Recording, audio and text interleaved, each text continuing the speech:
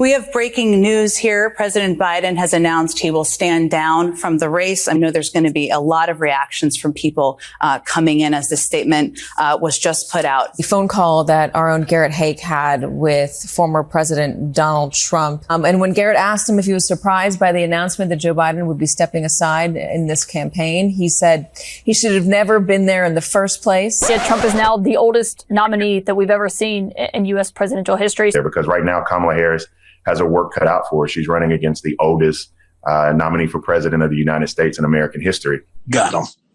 We fucking got him. I don't know about you guys, but I find it extremely troubling that Republicans have went and nominated the oldest candidate for president in history, let alone the first convicted felon. I mean, is he cognitively sound? Will he last 4 years? What about all the times he's mixed up names? Took a cognitive test and I aced it. Dr. Ronnie Johnson. Does everyone know Ronnie Johnson, congressman from Texas? How good did Elise Stepanek do? You know, we've endorsed Dr. Oz. We've endorsed JP, right? JD Mandel. Am I doing this right? So there was some news today. President Joe Biden announced that he will no longer seek re-election, formally endorsed Vice President Harris for president. Now, before we go on to media reactions, you guys know me, right? Well enough, I imagine, from all the videos, but I've tried to be impartial and spoke openly about areas that I thought Biden fell short on and places that he sold. But make no mistake, right? He will go down as one of the most consequential presidents in American history. The most progressive, without a shadow of a doubt. I mean, this is history writ large. You know, we'll all remember where we were and what we were doing at this moment. And just thinking about the president right now, you know, what a man, what a patriot, what an act of selfless devotion to your country. And he has been a phenomenal president. He brought us back from COVID. He gave us the best recovery from COVID of any major nation on earth at a time when the world has economically been struggling in the wake of COVID. His career of decades in public service as a senator and as a very successful vice president and as a phenomenally successful president. Joe Biden inherited an economy in turmoil, a people gravely hurting, and a republic hanging on by a thread, right? So domestically, he resuscitated America, and that is not an overstatement. Your president, Donald Trump, lost 2.6 million jobs during his 4 years. We've created 13.1 million. Fine, you can maintain a COVID frame. How about the fact that Joe Biden's created more jobs, 6 times more jobs than the previous 3 Republican presidents combined? Are you going to tell me? Sean. His handling of COVID and the racial tensions in the wake of George Floyd, his focus on green energy, infrastructure, lowering of prescription drugs. Whether it'll turn out to be the right call to step down or not, those are accomplishments that anyone who's been paying attention to should be grateful for. And as I said on that platform ran by the most insufferable man sucking up to Trump, now is not the time to sulk. I mean, is it ideal? No, but do we have an accomplished candidate set to take on the most unpopular candidate in American history? Yes. But the thing I think that helps the Democrats more than anything else is that for all of the glorification of Donald Trump in the past week, he remains a strikingly unpopular candidate.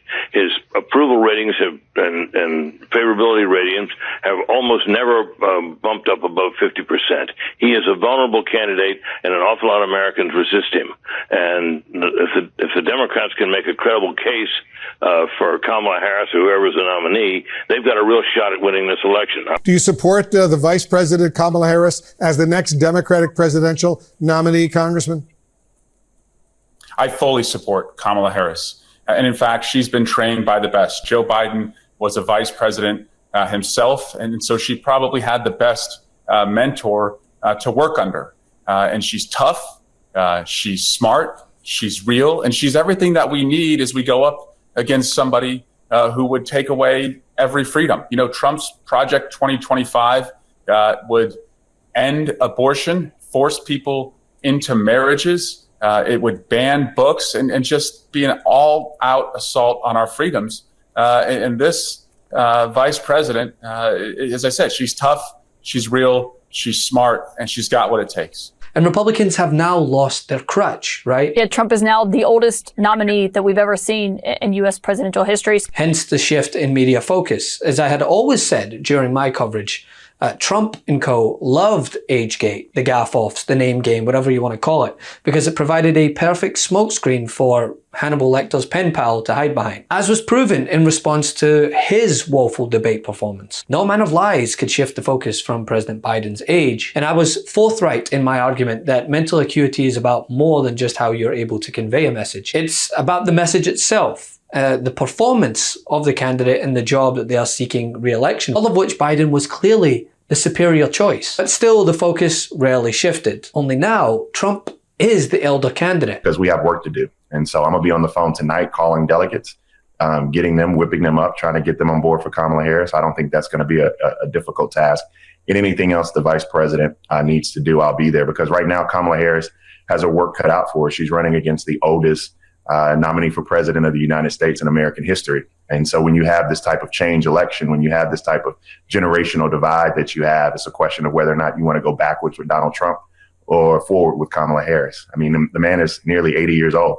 And so the question is, can he serve another 4 years? I'm not sure he can. He is and always has been a bumbling mess. Only now there's no comparison to an accomplished black woman with a CVS receipt of her accolades, not to forget the irony that Trump once donated to her re-election campaign as DA. Was that before he decided that running for office as a Republican was the best option? The people, my people are so smart. And you know what else they say about my people? The polls. They say, I have the most loyal people. Did you ever see that? Where I could stand in the middle of Fifth Avenue and shoot somebody and I wouldn't lose any voters, okay? It's like incredible. And listen, is it petty to now do the same thing that Republicans have been clinging to for the past year? Perhaps. Should we still do it? Hell yes. We see there. What we see is in them, both of those states, we see that Kamala Harris is running stronger than Joe Biden is. In Pennsylvania, Joe Biden's down by 3 points to Donald Trump. Harris is down by just 1. In Virginia, a state Democrats have won in every single election going back to 2008. Yes, Biden's ahead, but just by 3. Harris is ahead by 5. And this is a consistent pattern that we have seen throughout the electoral map. When you average the polls and you don't just look at any one individual poll, you do see Harris doing about a point or 2 better. And you may say to yourself, Boris, hey, that's not that much. But you know elections in this country are decided by the smallest of margins. Because whether Trump was opposite Biden or Harris, he was not the mentally sound candidate. Never has been. You're going to get annoyed at me again. Sorry, Piers, I've got to say this. Again, the bias in your question. You say Biden can't string a sentence together. Nor can Trump. But you never point that out. Oh, he can. That's what bothers me. But that's where you're so wrong. Oh, he can. Oh, he can, Kenny. Okay. Oh, he can, Kenny. Yes, on Monday you got really worked up. Do one thing.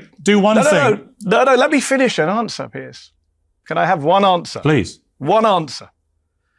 Trump cannot finish sentences. On Monday, you pointed out that Biden gets people's names wrong. You don't point out that Trump gets even more people's names wrong. Last month, he said he passed a dementia test. He got the name of the doctor wrong. Instead of saying Ronnie Jackson, he said Ronnie Johnson. He's confused Obama and Biden. He confused Nancy Pelosi and Nikki Haley. He's confused Iraq and Syria. He confused World War II with World War III. He's confused the leader of Turkey with the leader of Hungary. He's confused the leader of China with the leader of North Korea. He called Tim Cook Tim Apple, right? And he even got his own running mate's name wrong. He called J.D. Vance J.D. Mandel a couple of years back. So Donald Trump gets way more names wrong. He's way more incoherent. He's way more ignorant. Which one of the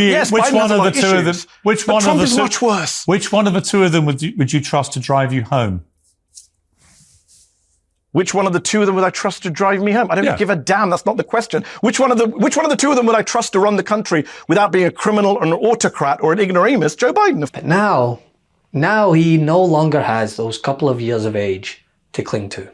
So let's see how you do now, Donnie. Love this video? Make sure you stay up to date on the latest breaking news and all things Meidas by signing up to the MeidasTouch newsletter at MeidasTouch.com/newsletter.